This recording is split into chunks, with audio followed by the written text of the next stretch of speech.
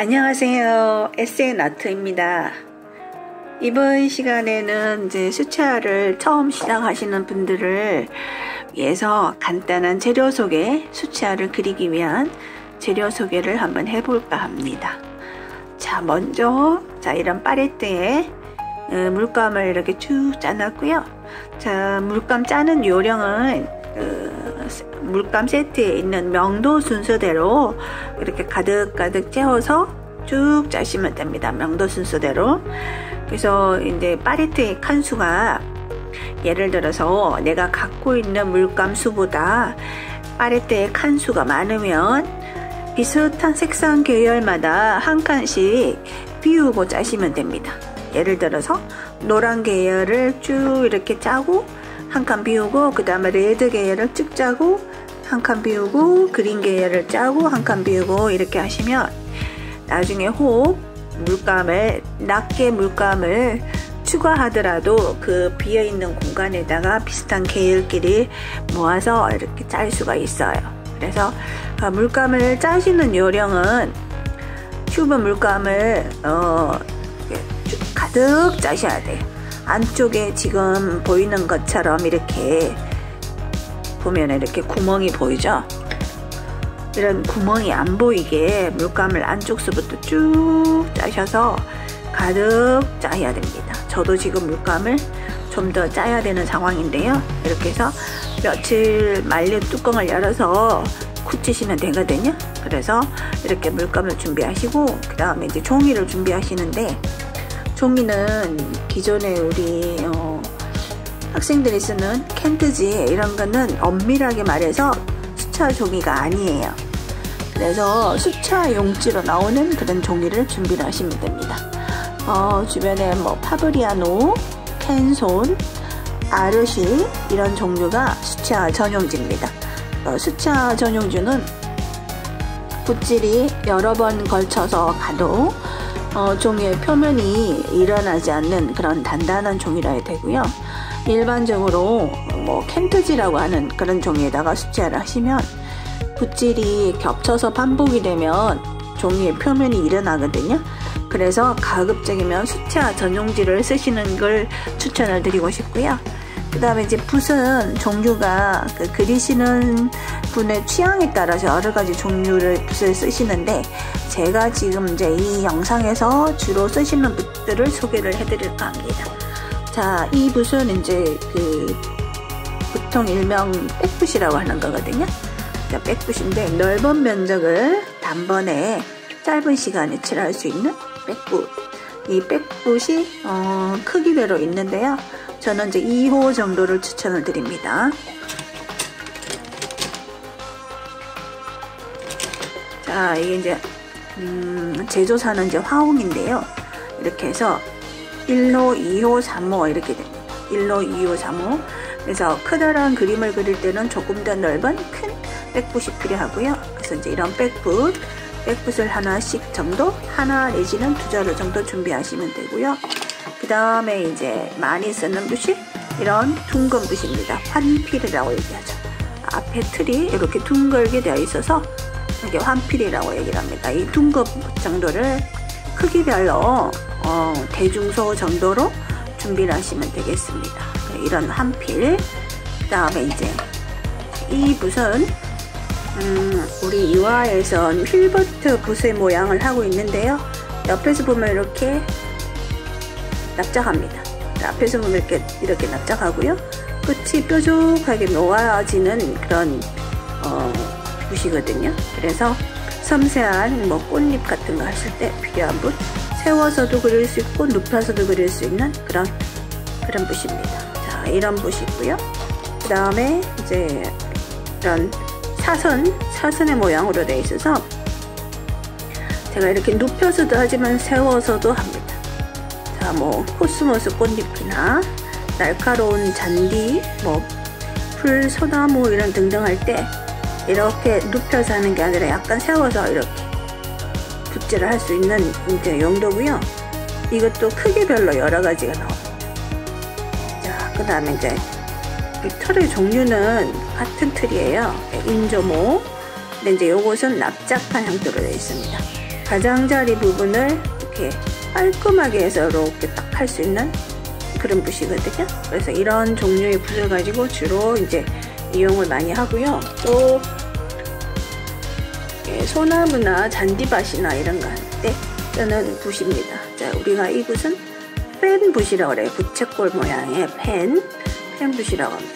그래서 이 붓도 숙달된 숙달 정도에 따라서 이렇게도 하셔도 되고 이렇게 하셔도 되고 이런 붓입니다. 그래서 이제 이 붓을 또 그림에 따라서 주제에 따라서 이 붓을 활용할 수도 있습니다. 그 외에도 다양한 붓이 많이 있는데요. 이제 중요한 것은 이제 그리시는 분들의 취향이나 선호도에 따라서 붓은 선택하시면 될 것 같습니다. 이렇게 해서 이제 붓을 좀 소개를 해드렸고요. 주로 이제 제 영상에서 쓰는 붓들입니다. 이런 붓들은. 그리고 이제 그 밖에 다른 종류의 붓을 소개를 해드리면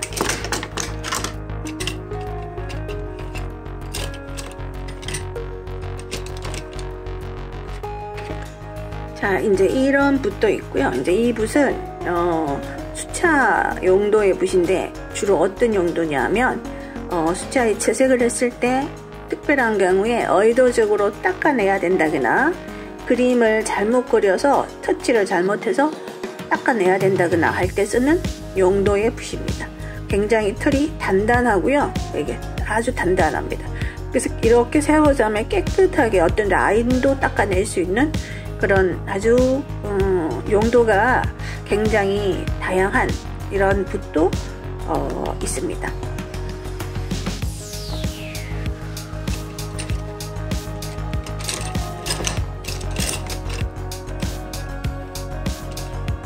자, 그리고 이제 또 이제 주로 이제 쓰는 붓인데요. 굉장히 지금 지저분하죠? 이제 이 틀 자체는 천년모입니다. 천년모. 그래서 이 천년모의 특징은 굉장히 부드러워요. 이렇게 틀 자체 부드럽고 물감 함유량이 많습니다. 이게 이 틀 자체가 물감을 함유할 수 있는 그 양이 많기 때문에 어떤 적극적인 선 위주의 그림 이런 것들 오랫동안 그려낼 수 있는 그런 천년모에 가지고 있는 이런 붓이고요. 붓자루는 짧은 대신에 물감의 함유성은 굉장히 좋은 붓입니다. 자, 이런 붓들이 있습니다. 그래서 중요한 이제 이런 붓과 물감이 준비되시면 이제 그 다음에 제일 처음에 이제 제가 처음 오시는 분들, 처음 배우러 오시는 분들한테 꼭 권해드리고 싶은 게 뭐냐면 물감 하나를 가지고 그 물과 물감의 그 농도에 따라서 명도 조절하는 거를 연습을 시키거든요. 그래서 그 명도 조절하는 거 농담 조절이죠.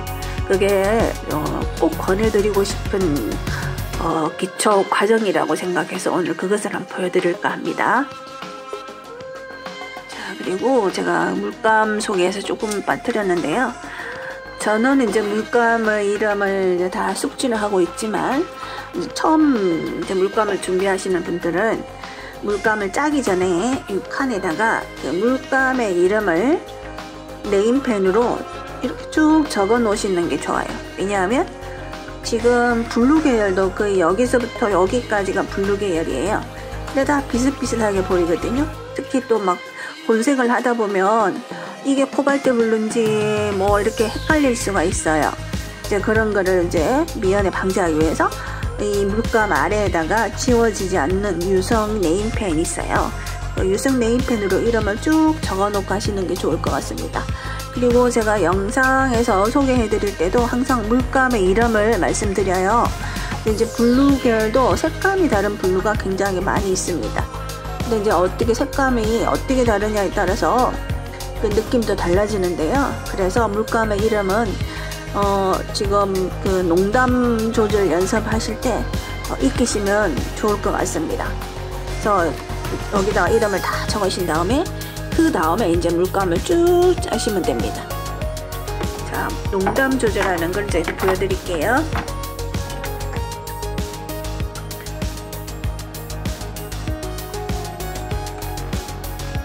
자, 그린 계열 오늘 먼저 한번 해볼까 합니다. 그린 계열.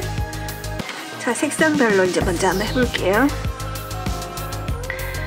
맨 먼저 녹색 계열에서 이제 비리디안이라고 하는 색상을 물의 농도 조절로 명도 단계를 한번 만들어 보겠습니다.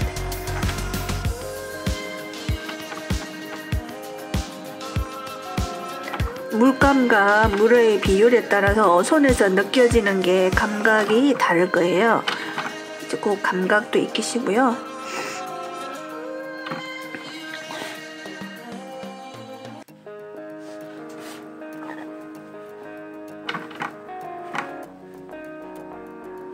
자, 여기에서 물만 조금씩 더 추가를 해주세요. 물만.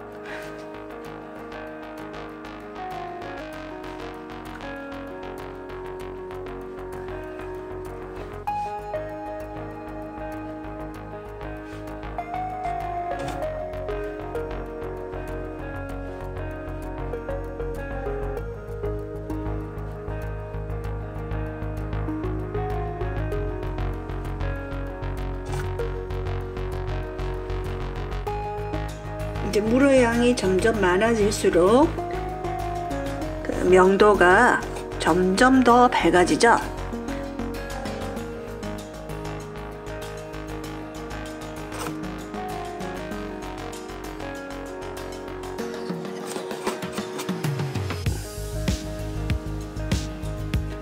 이렇게 해서 6단계 정도로 한번 이렇게 명도 단계를 한번 만들어 보시는 거예요. 그러면서 이 색상의 그 이름도 외우시면서 색감도 외우시고요. 자, 그 다음에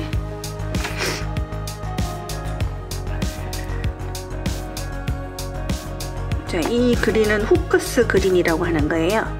자, 여기 후크스 그린.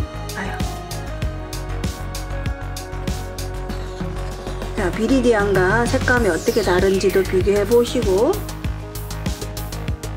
우리가 뭐 이런 모든 것들을 다 그냥 녹색이라고 얘기를 하지만 사실은 이 색감의 차이가 있는 거죠.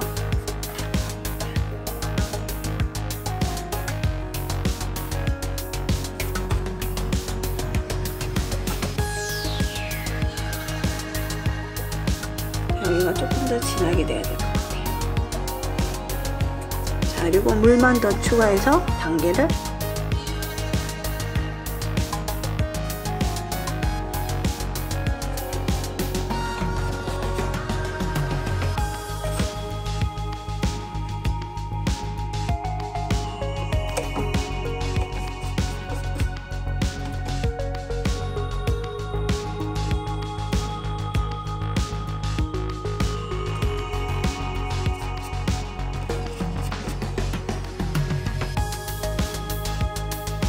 이렇게 한 가지 색으로 이렇게 최소 6단계 정도의 농도를, 그러니까 명암을 나타내보는 이런 연습을 하시는 것도 굉장히 도움이 많이 됩니다. 그래서 좀 더 진한 농도의 그 물감을 우리가 파레트에서 이렇게 해볼 때와 물이 많이 들어있을 때의 그 느낌이 다르거든요. 이런 것도 자꾸 이제 연습을 하시다 보면 감각적으로 깨우치게 됩니다. 자, 이렇게 해서 색감도 익히시고, 그다음에 색의 이름도 익히시고, 이런 과정을 꼭 해보시기를 추천드립니다. 자, 오늘은 이것으로 영상을 마칠게요. 감사합니다.